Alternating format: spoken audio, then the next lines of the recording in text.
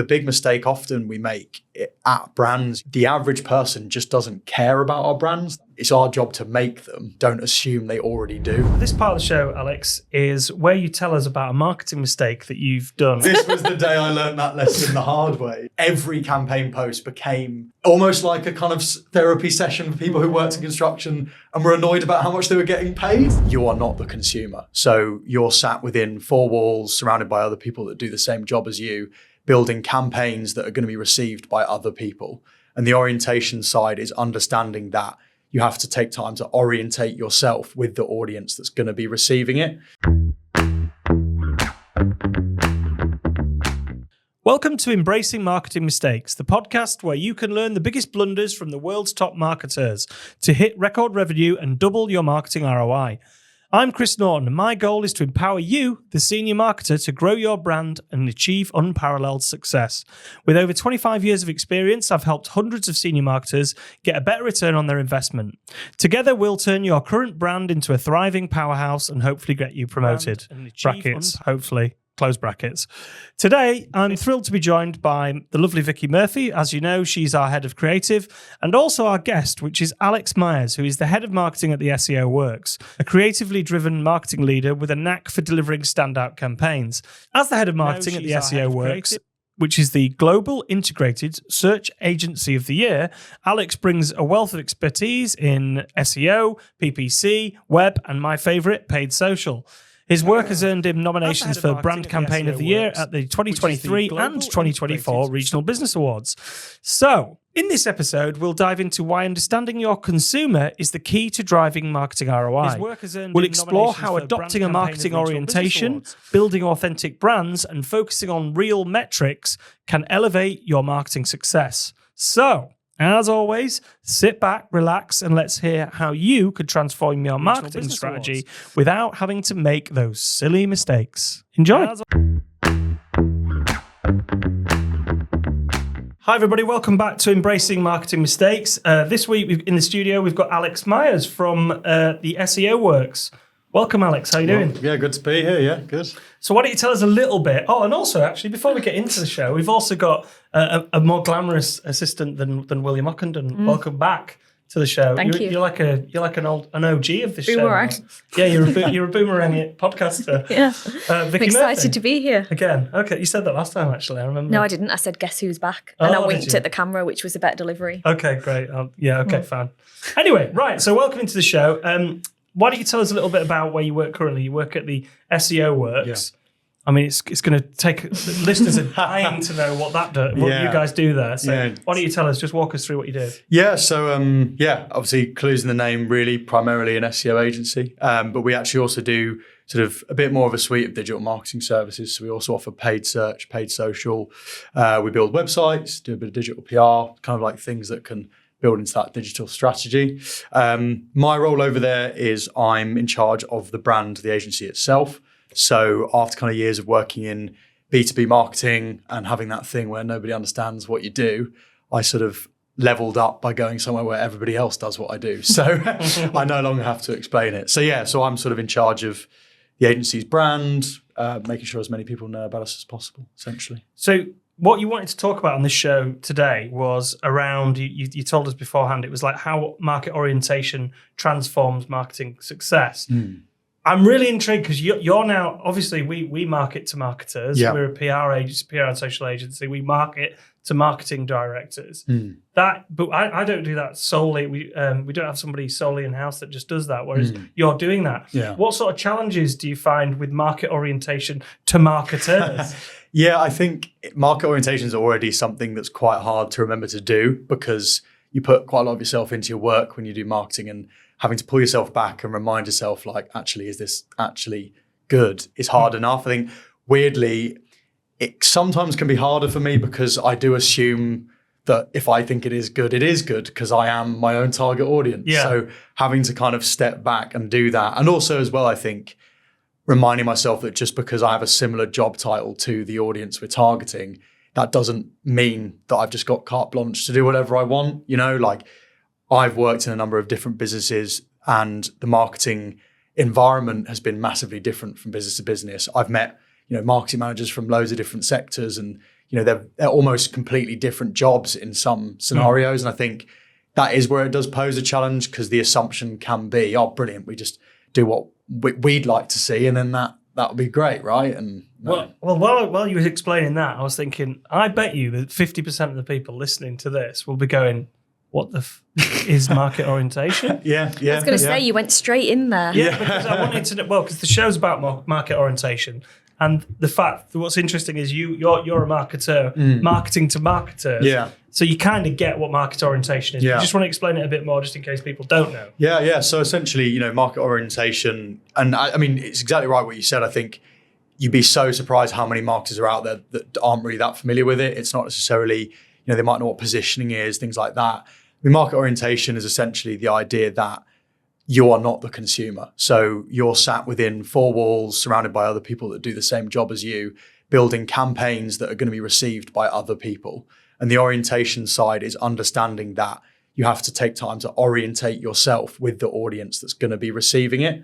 I think the reason it's so crucial is because sort of the more, I mean, particularly you see it on LinkedIn, things like that, the more marketing as a kind of community grows in voice, and scale, the easier it is to forget that that's a real thing, because you're going online seeing, oh, this is the best advert I've ever seen, it was fantastic, oh, great work, and then lots of other marketers are in the comments of the post saying, yeah, I agree, like, it's the best thing I've ever seen. But if you went back to your family or a friend or whatever who doesn't do marketing and said, what do you think of that, they might go, it's all right. and that's really the heart of market orientation. It's the idea that, you're not selling to yourself, and you need to orientate yourself with who you actually are selling to and what they might think is good. Yeah, because a couple of episodes ago, we interviewed Lisa Thompson, who talked about cultural diversity in what we do in the industry. And we have some people that are working class, some people middle class. And Lisa Thompson was talking on her podcast all about that when she went down to London, when she's worked with other agencies or whatever, that it's quite an marketing or advertising was the sector she was referring to, is quite an exclusive type of sector that's middle class, that isn't working class, that is of a, I don't want to say male, pale and stale, but of a certain ilk. Yeah. And so having a cultural diversity is better for exactly what you're talking about, which is orientating yourself to the market. Exactly. I think, we wouldn't have as much of a problem. It is a bit of a chicken and egg thing, but I think we wouldn't have as much of a problem with market orientation if marketing was less exclusive, as you said, because you'd naturally have more opinions from different backgrounds feeding into the work. But I think the key thing that underscores it every time is it's just taking that sanity check before.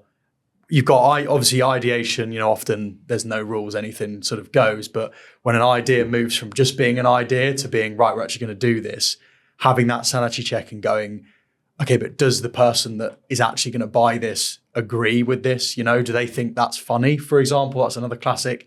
Is that actually funny to them? Or, would they maybe actually think that's kind of offensive or not really okay, but we do? Or, but other stuff as well, like, do they actually care? Because I think the big mistake often we make at brands, sat in at our businesses, is the average person just doesn't care about our brands. That's kind of like the platform you start at. But people forget that because they care about their brand. And it's important to care about your brand, but other people don't. It's our job to make them. But with your advertising, with your marketing, don't assume they already do. And that's like the requisite for the stuff you're putting out there. So do you have a process that you go through to orientate yourself to the market? So if I'll give you, for instance, so if we're working with a public sector client, I know the public sector love to have some sort of what we would call now a focus group. If we were doing a pitch sometimes, we might do, if we were doing a big pitch for a public sector, we might come up with all those things that you've talked about. We might get some insight initially, maybe online. You can use AI now to get insight from a particular audience, even before, without speaking to anybody. And then you would maybe come up with your ideas for the campaign. Yeah. And then what I found that works really well for the public sector, and I'm not saying the private sector don't seem to be as bothered as the public sector, they prefer testing and measuring, where you actually demonstrate your campaign ideas to your target, so orientating it to that market, and seeing what feedback you get and how well received. Is there a particular process like that you follow? And if so, what is it? Because I think people would like to know. Yeah, I think it will massively vary depending on the resources you have at your disposal. Because I mean, when we're talking really big scale, you've got access to research departments, you've got access to research budgets, and you can test everything you do.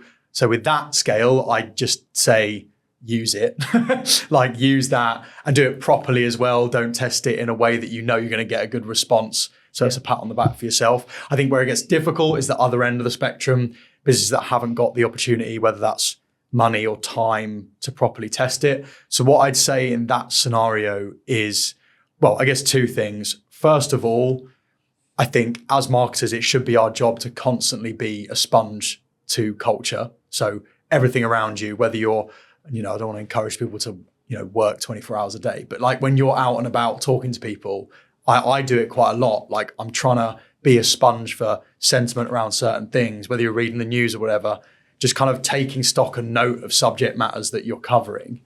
But then also it is that element of starting from that ground. So it's not necessarily going, I'm going to try and understand that person, because unless you're able to research and meet them, you can't.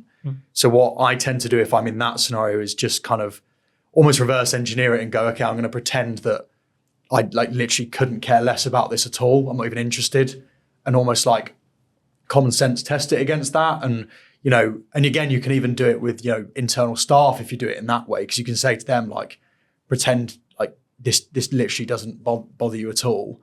What do you think of this? What kind of things come to your mind? And you can, if you start from that level, you can kind of, you can get the next best thing. Obviously, the best thing is hearing from the actual demographic, but that's not always possible. Okay. SEO. Okay. Yeah. So search engine optimization. Are we seeing the evolution of SEO now? Because it's moved from, it was academic type papers. Then it's in the last 10 years, it moved to digital PR, which has been an interesting evolution to people that were from traditional integrated PR. And now, obviously in the last 2 years, since October 2022, I think it is, AI then came out, Google got caught with its pants down, immediately panicked and, well, not immediately, yeah, I imagine immediately panicked because suddenly the biggest app on the internet was ChatGPT. And people now, are they bypassing Google searches by using AI? What is that going to mean for SEO? Because, to the days of going, Google, tell me this, are they over? And people don't want it now. The AI will just give you a response. You don't need to go to any website. I don't need to rank well now do you still need to rank well so that the AIs can read your content and serve the information that you've got on your site to that? That it's an interesting dynamic. I just wondered what SEO industry is thinking about that. Yeah, I mean, I think it's definitely something that evolves. I think at the moment, the data suggests that there isn't yet a move away from search engines for queries. AI use is obviously enormous already, and it is growing. At the moment, that doesn't seem to be impacting search volumes yet. I do think there will be a process that it does, but I think where SEO has value and still will in that environment is people want to hear information that they feel is, to kind of scale it back a little bit, when Google introduced the E to EAT, well, it was EAT, then it became EEAT, a bit less catchy. Which stands for, because no one can ever remember. Experience, expertise, authority. And trust. Yeah. God, that would be really nervous if I just got that complete, if I butchered that there. You could have edited that. Yeah. But yeah, so obviously when they introduced the experience, the whole point of that was that people, yes, there's some content that AI can serve fantastically and probably in many ways quicker maybe than a website or a search engine can, but there will be information that people want to go to human beings about. I mean, if you look at the idea that, this is a really random example, but when, recipes started moving online, for example, people at the time were probably like, well, then cookbooks are dead, surely. Why would you ever buy a cookbook? You can just Google what you want to know, get that recipe. The truth is, okay, cookbooks might be slightly less popular, but they still coexist in the same space. And the people behind the cookbooks have websites that do really well. And the difference is people want to hear not just how to make spaghetti bolognese, they want to hear how X person says to make spaghetti bolognese. And with businesses, you might have certain queries that, are very, very menial. AI can deliver that response. But there might be some things, particularly transactional things where you're thinking of buying, where actually what you want to hear from is something written by a person based on experience, based on other things. Trust. Yeah, trust, exactly. Yeah, because what you just referenced there, I'm just thinking back to the days of, I don't know if you've got one of a Kindle. Yeah. When the Kindle came out, books are dead. And books haven't died, have they? No, I think a few bookshops have shut, but I don't think they're still there, isn't it? The bookshops are still, Amazon still sells a lot of them. This is the thing. And I think that's something as well where I think when things shift quite regularly and what tends to usually happen, other than a few very specific examples throughout history, I'm not going to sit here and say and that's the thing about VHS. Obviously, unfortunately, DVD, then Netflix or whatever, those are things that don't really exist anymore. So it does happen. But I think most of the time, particularly when it comes to the web, you tend to see it's more of a shift and an evolution than this is great, this dies. Obviously on LinkedIn, everybody says this is great and this dies because that's what people like posting about. But in terms of how it really tends to play out, I think it tends to just kind of readjust. No, but the reason why I say that is, and I'll give you a minute to ask a question, but the reason why I say that is because the SEO industry came from, let's be honest, came from nowhere, didn't it? Yeah. The SEO industry came from nowhere. Websites came out, and an entire industry is built on something, and it works. People want SEO specialists. If you want to be in the top 5, you need to follow best practices, and then if it gets really competitive, you need to hire a reasonably sized agency like yourself. That's fair, isn't it? Yeah. But quite as quickly as it came, I'm just wondering if AI, if Google don't make their AI as, and I'm sure they're trying to scratch around to make it inclusive so they can still sell ads. So there's still an ecosystem around search and AI. Otherwise, the industry that's just popped up might, like you were just saying before we started recording, you were saying, weren't you? You were talking about COVID and how there was a massive emergence of more and more agencies during COVID because people were all back on their mobile phones. Is this now, so loads of people were searching. The only way to find content was via SEO. So you guys got loads of work. But now the AI is coming out and delivering content in a different way.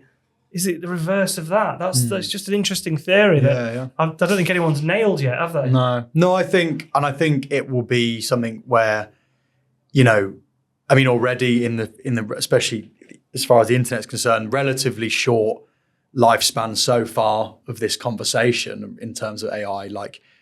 If you think how much the conversation, the focuses have already evolved, that's what the next 1, 2, 5, 10 years are going to look like. And I think it's very difficult because of that to formulate an idea. I think what it really boils down to, though, is the ability for agencies like us and and others to understand what it is people are actually trying to get when they search online, but also understand what we can give to businesses that AI can't. Because we will be asked it.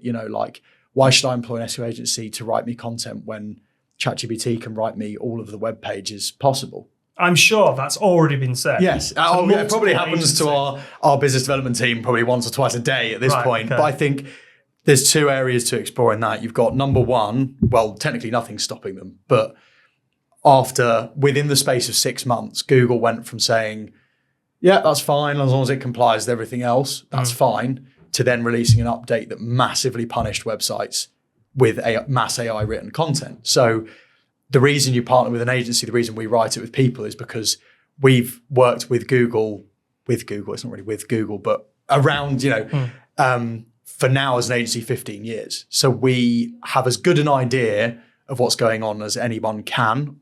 And so we're there to safeguard them against stuff like that rather than rushing into a trend. You referenced building an authentic brand from the inside out. Yeah. So if you're out there, you want your brand to be more authentic. Yeah. Everybody claims to be authentic. Yeah, We're an authentic. It's the new thing. It's the new thing. We're authentic. Yeah. How do you build a brand? How do you make a brand authentic from inside out? So I think, this phrase is something that there's definitely people out there that are sick of me saying that phrase because I sort of hammer it all the time. I think there's been a few times in my career where I've been basically tasked with starting an internal marketing team. So my current role, that was and they were a similar position to you guys. You said they didn't have somebody explicitly doing the marketing because they were marketing to other marketers. So I was brought in to kind of begin that. And I've done it before. And I think what I always found the best thing to do was, because you go in and they probably have a brand already, as any business does, but you're there to expand it, to properly define it. And this same thing applies for a business creating a brand too. The question always goes like, well, where do you start with that and what are you going to do? And I think often what happens is marketers sit in a room and they say, I think, what our target audience going to be most receptive to, or what do we think is going to sell the best, or what are people not doing at the moment? And I think what happens when people do that is they create something that might be absolutely fantastic, shiny, glittery, brilliant, amazing, but it's not really sustainable and it isn't authentic because it wasn't actually what the business was. It was what the business wanted to be. And that's what I'd call building a brand from the outside in. So it's marketers saying, we want to be this is what we want to look like, this is what we want to be known as. And then turning around to all of the staff that, actually do the work and saying, just to let you guys know, this is what we are, so act like it. And they all go, what? Okay. So they go like, we're now a sustainable business because we send all our photocopied paper to the recycling centre. Yeah. So we're now a recycling business. Yeah. Sounds like our internal meeting. And suddenly you're we'll delete that out.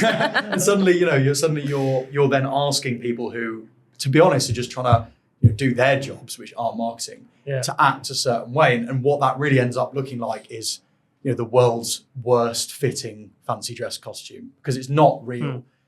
What I mean by building it from the inside out is starting the process with the people that are actually doing the work, not the people that are there to sell the work or get new work, but the people that are actually doing it and say, right, what do you do that you think is good? What do you enjoy about your work? What do you find satisfying? If I was to sit you in a room with, that person from that other company that does something similar, what do you think that you've got over them? What do you do that makes you proud?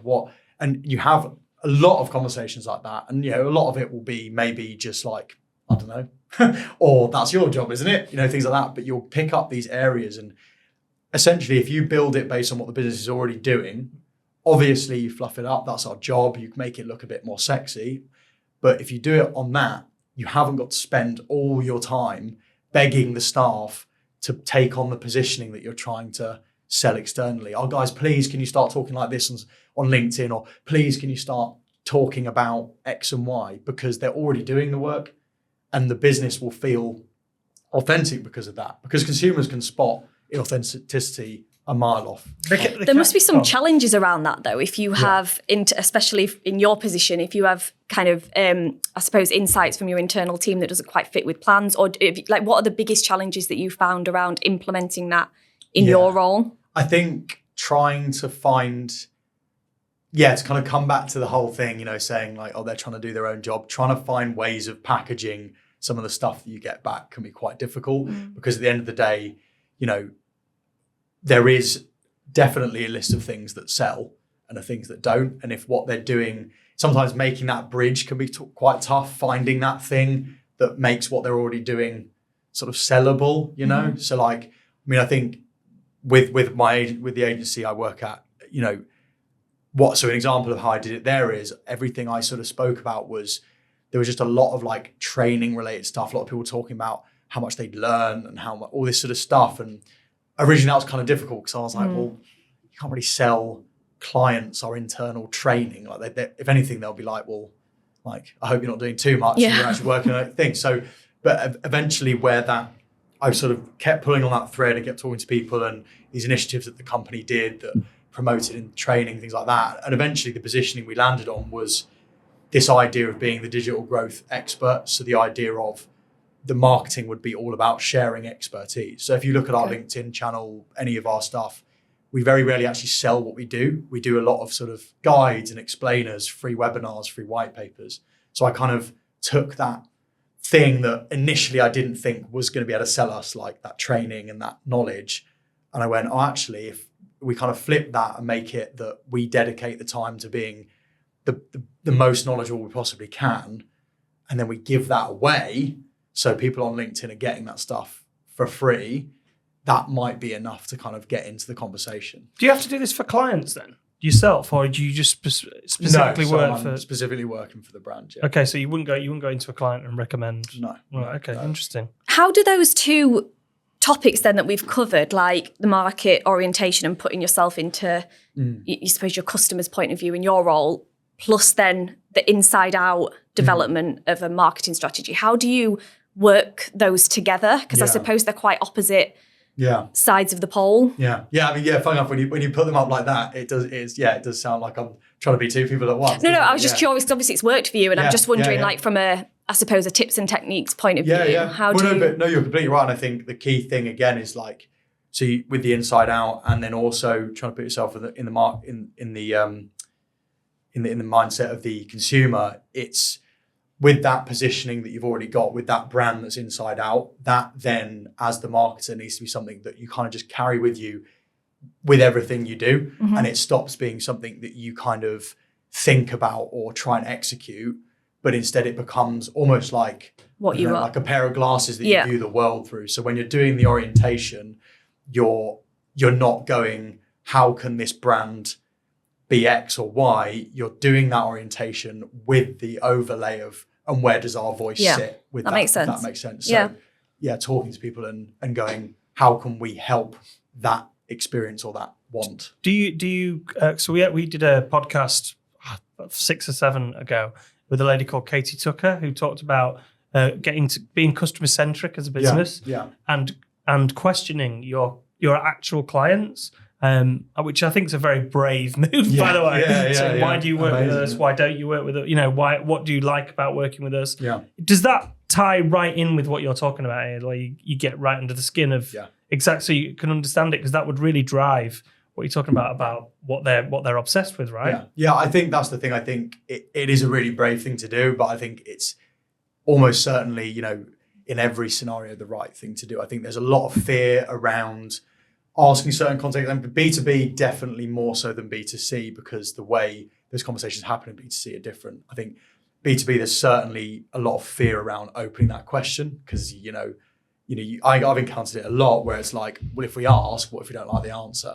Yeah. Or if we ask, what if they're a bit annoyed at us, or all these sort of things? And what I'd always say in that case is, well, that's more reason why you need to ask. If you sat here are afraid of the response, something's not right. That authenticity might be called into question. And again, as you said, everybody can claim they're authentic, but like walking the walk as well as talking the talk in that scenario is the hard and also sometimes scary thing to do. But, I think it has got to be done. Okay.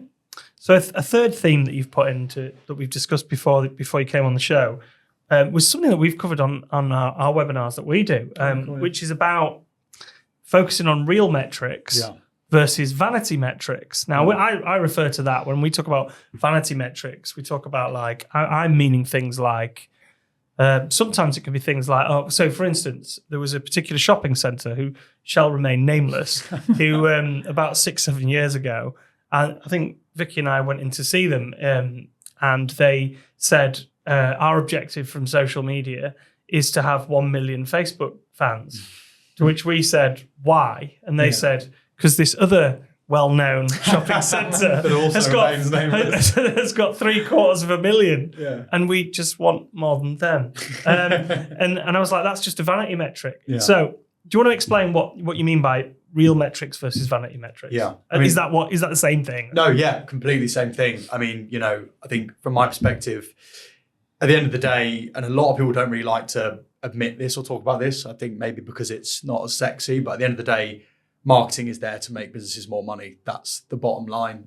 That's pun accident. But, at the end of the day, that's what we're there to do. Everything else is either there to contribute to that or not. And the point is, a vanity metric is something that essentially is worthless in and of itself. So Facebook followers, a classic example. Now, if they had real evidence to back up that, I don't know, 1 in every 1,000 of their Facebook followers has an 80% uplifted chance of shopping in the shopping centre, that becomes a little bit more of an important metric. They didn't. So that becomes more of an important metric because then they can say, we want to reach this KPI because this is what it will do to new business. This is what it will do to customer retention. But the point is that metric isn't the metric. The metric they're really talking about is the retention figure that they're hoping the follower will eventually, take part in. So I think in every facet of marketing it's quite common. I mean, in SEO, we see it quite a lot, originally, and it still is to this day. That was something that we definitely used to our advantage. And it was definitely a few years ago, something that we had over our competitors, which was that people struggled and weren't really delivering results to clients that were real. So, but with SEO, often the metrics are stuff like keyword movement, traffic, things like that. Links. But what we said was, well, okay, but what does that mean to anybody other than the person receiving the report? Like, if that traffic is just, let's say you're a UK only company, if that traffic is coming from the States, it's worthless traffic. It can look really nice on your analytics, but it doesn't matter. If those keywords that are in positions 1 to 3 are all niche blogs within your site, what's that actually doing? So one of the things we did was, okay, well, let's actually still report that, but then also let's dig into the organic revenue. So what is actually happening new sales wise off the back of that traffic? And I think it links quite heavily to, I hear this a lot, like whenever I go to like a marketing event or like speak to marketers, a big complaint senior marketers have is, we're not taken as seriously as the other members in the boardroom. That's a classic thing. It's like, well, the sales director, everybody loves him, or, finance, all this sort of stuff. And marketing seems to be that kind of like weird colouring in department or whatever.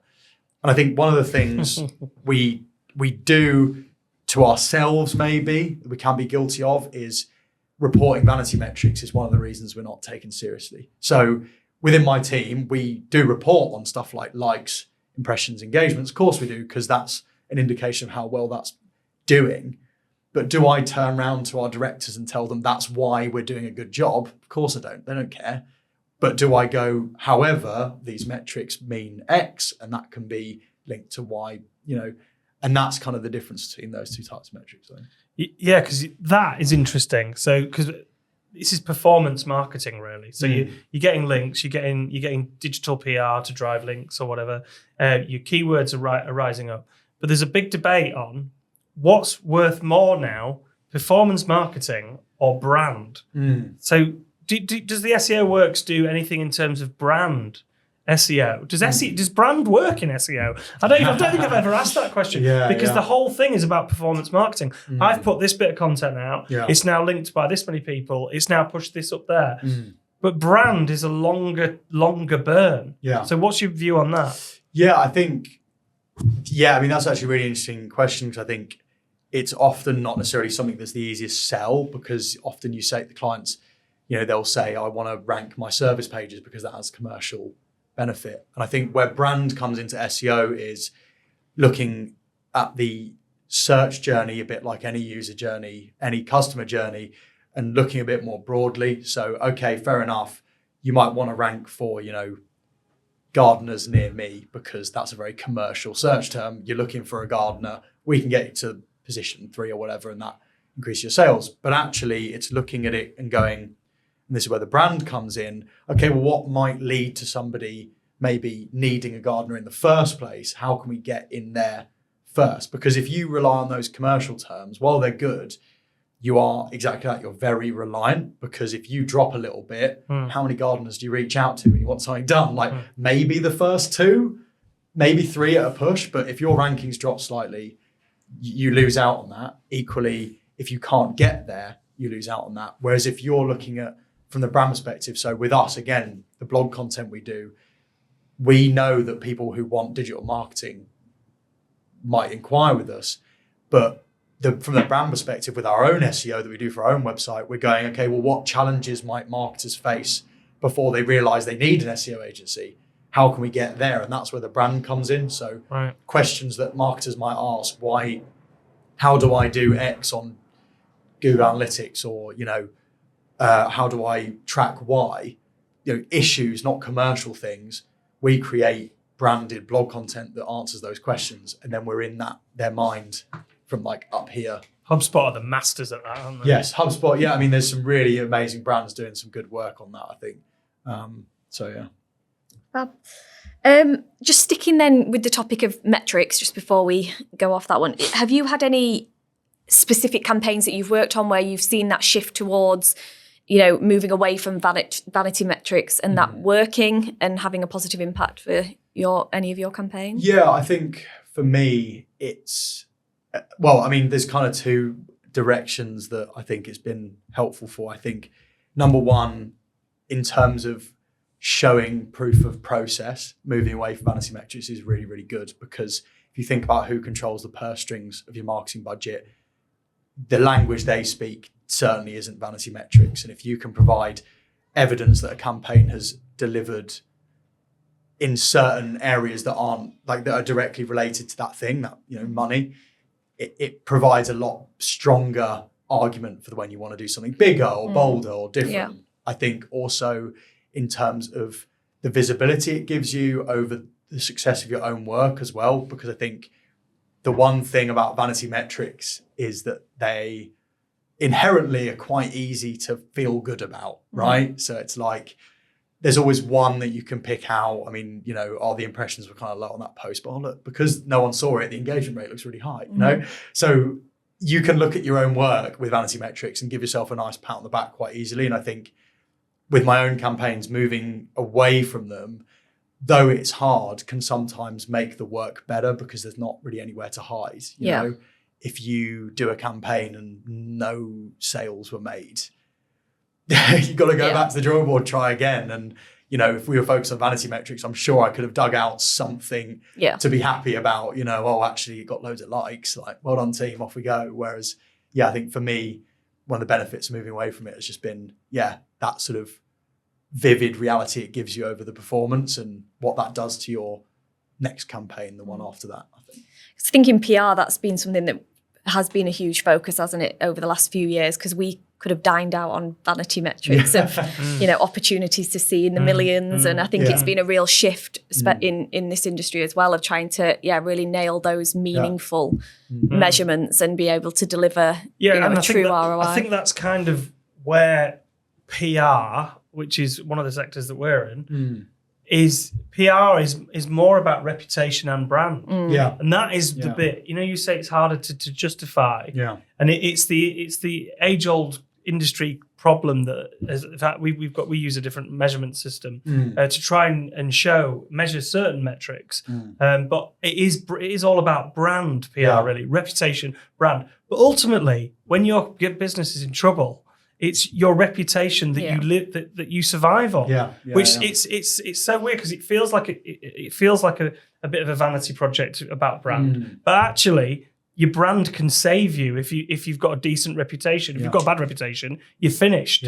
So no, completely. I think it doesn't matter how good your bloody content is. If you've got a shit reputation, you are done. Do you know what I mean? And I think that's the thing. I think, and also it's worth pointing out as well that I think brand often gets branded as a part of marketing that's hard to do what I just said for. And that is true. It is like lead generation, always going to be easier to report those sales metrics because that's what you're doing. But I think, again, like, it's not thinking that that's impossible with brand, and it's really working with the client or working with wherever you're working to understand the impact brand has on those real metrics, so you can find a way of reporting it. Because also, I mean, reputation is a classic example. They will have an understanding of what their reputation does to their sales, does to X and Y. And it's showing them that you care about that you understand that that's the aim, rather than, just going, because I mean, I hear it loads, like, well, you can't, report necessarily sales from brands. So that kind of makes it redundant or whatever. And I think it's TripAdvisor. Exactly, That's exactly that. You can be on a website. You can Google an amazing hotel. You find it online. It looks amazing. Most people now will just like switch straight back to either TripAdvisor or one of the holiday reputation sites. And if you've got one, if it's full of one or two stars, then that hotel ain't getting the booking, is it? And just thinking outside the box as well and investigating the different areas brand can exist. So like, I mean, ours is quite a good example because, as it hopefully should be, our own SEO for our agency is very good. So if you search various terms like SEO agency, SEO company, we should appear, pretty much at the top, if not at the top.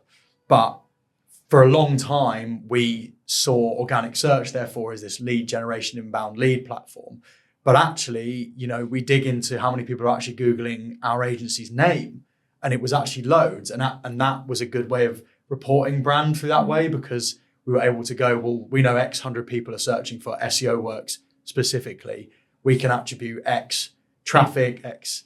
You sure it wasn't does SEO work? Do you know what? You should joke about that. That's got to be loads. We have a problem with that so much. Yeah, I did this. We had this very funny story. We had this brand, like a reputation tracking thing that basically it's like a software or whatever it was to give us like sentiment for us on the internet. And it, you've probably seen it, definitely. It pings up if you get featured in a website or a piece of press or whatever. And, it pings up if somebody writes your name. And I remember like the first week we were using it, my inbox was just exploding. And I was like, oh my God, like this is really bad or good or whatever it is. And loads of it was just people saying like, how does SEO work? And the tool didn't do like the full Boolean thing. It just pulled just if those words were in the sentence, we got a notification. So AI has got rid of Boolean, hopefully. Yeah. So, it's simpler. So literally I was just sat there just getting all of these things going, you've been mentioned, and you click on it and it was just someone asking like, how does SEO work? And it was like, that's not us. So this part of the show, Alex, is where you tell us about a marketing mistake that you've done. And in the notes, you've sent us through something about a construction survey. Do you want to explain what and this is the bit where people get quite therapeutic. So enjoy this. Yeah. And share with the world. Yeah. And once you share it, it never happened. Just let it go. Yeah. And funny enough, I'm worried about other people that will be reminded that worked on it too now, and they'll go, I've forgotten about that till he said that on the podcast. PTSD. Yeah. So I spent some time as group marketing manager at a kind of group of businesses, vaguely in the sort of HR remits. There was recruitment, there was training, there was payroll, things like that. And I obviously oversaw part of that, the recruitment arm. And one of the ideas for a campaign we had, which was supposed to be kind of brand, but it was also had a little bit of lead generation in there too, was we wanted to basically improve our reputation within the construction division of our work. Construction recruitment can be, I don't know, there can be some sort of like, sometimes construction staff aren't massively, like they don't love agencies that much. We wanted to make sure that, we had a good reputation in that, but also wanted to make sure as well people were aware that we offered the service, things like that. So anyway, I had all these sort of ideas, and I came up with this idea where basically I'd spoken to one of the consultants about one of the issues they most sort of like come across, and it stuck in my mind. I thought, maybe there's something in that. And the thing was that the construction staff felt that agencies were a bit out of touch with what a fair wage was. And at the end of the day, particularly agency construction, it's hourly rate. It can move all the time. So is this lower end construction? So it's not like your senior construction director? No, these are like sort of labourers, bricklayers, ground workers, things like that. And I mean, the wages can move even as much as like if a really, really big project is happening in a city, that will inflate elsewhere, things like that. So this story feels risky already. Yeah. I don't know where it's going. Yeah, I'm thinking of what's that tool Facebook community? On the Tools. On the Tools, It's just full of all sorts. Yeah. So I mean, that probably should have been my sort of what was the point of this this episode? Market orientation in marketing. Know your audience. This was the day I learned that lesson the hard way. So essentially that was the pain point. I thought, I'll tell you what I'll do. This will kill sort of multiple birds with only one stone. So the idea was a pay survey. So we put out comms throughout all the social media, basically inviting construction staff to get in touch with us and let us know what they think a fair wage was. Anybody that got in touch got entered into a prize draw. Win-win as far as I was concerned. Get in touch how? So they were actually supposed to email a certain email address with, or I think there was also a message bot thing they could use. Right. But the idea was to get in touch. Okay. That was the key word. And what would they win? What were they offered? I can't remember, to be honest. It was a good thing. Prize. Like, it was a good prize. I think it was money based on that. It was good. Anyway, so I'm sat there and I'm thinking, this has got to be a win-win. We look like we care because we're asking them what they think fair pay is. There's also something in it for them as well. So at the very minimum, they're going to get something out of it.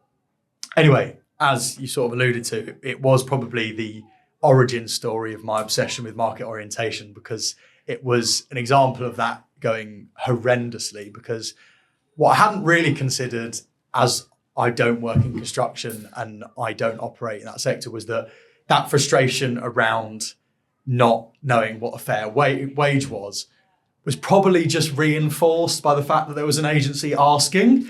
And in my head as a marketer, I was thinking all the fluffy and all the creatives, they look beautiful and, you know, how great do we sound? But I think on reflection to them, it was basically just like, wow, you don't even want to make an effort to know. You're just like, just tell us what you... So that was kind of the one thing. But the thing I hadn't really thought about as well is, you know, with how social media works, is that as much as the creative told them to get in touch with this email address or message board or whatever it was, just replied. The replies and the comments would on the post. On the post. So what channel was it on?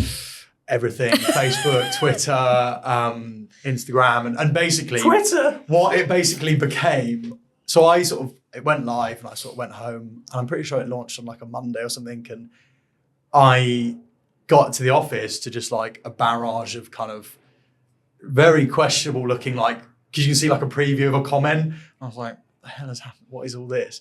And essentially every campaign post became almost like, I guess this podcast, you joked about it being like a therapy session, almost like a kind of therapy session for people who worked in construction and were annoyed about how much they were getting paid. So, and the best part is it wasn't even a lot of the time about us. So we were like absorbing negative reputation of other people on our content. So it was just like every post was comments saying, oh, have you worked on X job for X person? They pay absolutely awful. Oh, so it was like dialogue with each other. Yeah, dialogue with each other. So, and again, you created a community.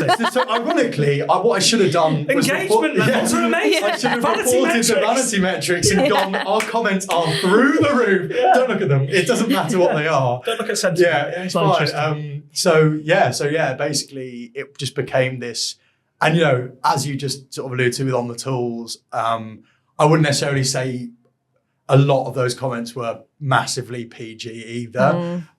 So there was a whole problem to do with that as well. Did some of them make you laugh though? Yeah. I mean, there was a few that I sort of like, again, I was kind of semi-early in my career, and there was like definitely a moment where it's like, trying to take a lot of them personally.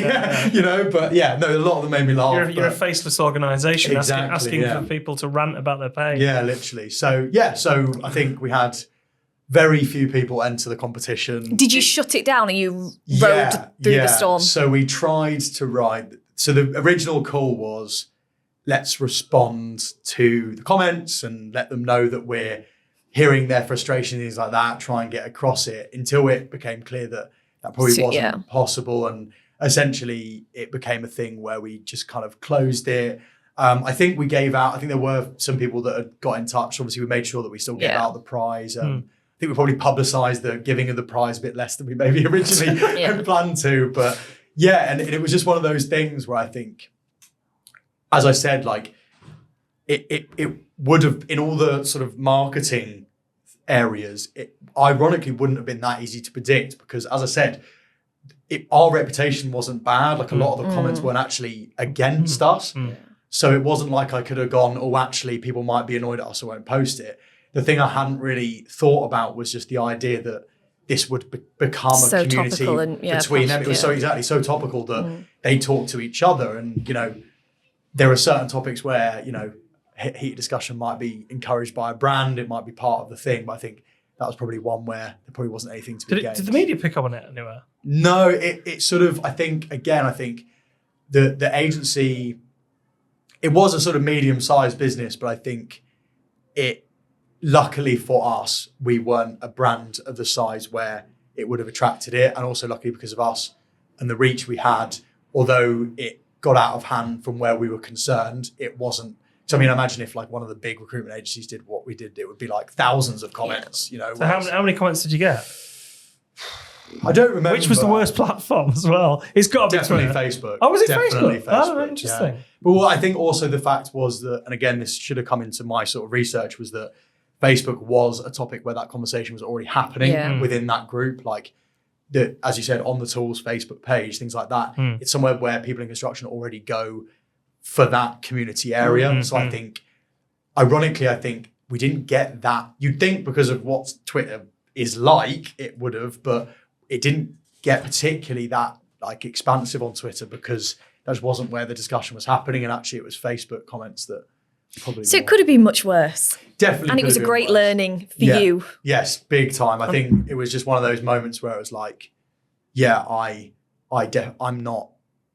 was like, it was a double. It was, I'm definitely not who I'm selling to and I need to bear that in mind. And it was also that whole thing of, I need to put certain campaign ideas through certain tests myself before I just sort of throw them out into the world. Because I think because it was organic as well, like there was no paid budget behind it. It was like the checks were lower, you know, it wasn't like we're going to part with 10 grand of ad spend. So, you know, make sure everything's looking, it was just like, it's just a organic friendly campaign. I wonder if they actually got, the business that you were working for actually got any work out of it. That, you know, like, because there's big debate about publicity and being talked about, even negatively, then people get business out. Back to your metric system. But anyway, I enjoyed that one. To ask, I think I was. Just keep your head down. Keep your head down after it. So I loved that marketing mistake. That was probably one of my favourites I've heard so far.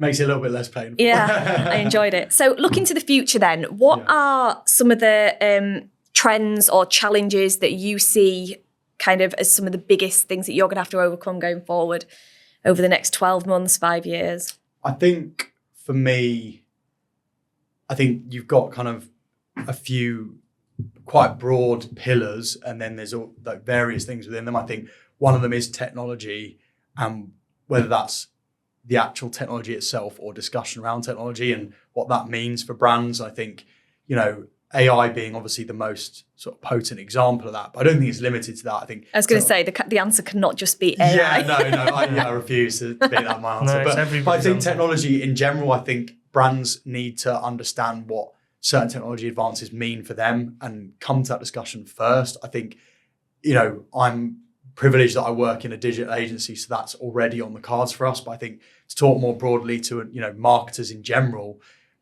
often the kind of reaction is one of like maybe a little bit of fear, maybe a little bit of like, well, we don't know that this is going to be that big. Let's just kind of hope it's not too bad. And I think that's not what we need to be doing is not necessarily, you don't have to embrace it, but you need to know at least what it means for you and create an actual real approach for that. And I think another one in terms of challenges and trends, I think it's one of kind of what kind of, you know, the world is getting, you know, more and more complicated. It definitely feels that way. Maybe we just know about more stuff than before, but I think again, it's what that means navigating, what that means reputationally for your brand. It's where your brand sits. I think, you know, there's obviously a massive push for brands to stand for something.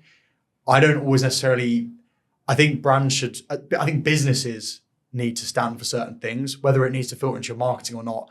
I personally don't necessarily think it has to, I think, but it's at least knowing reputationally what you're doing about certain things, certain concerns consumers have, certain concerns society has, and knowing what that means for you and making sure that you're not just being caught on the fly or responding to things, you know, as you go, actually kind of going, right, what does this actually mean for us? And having a real strategy to deal with that.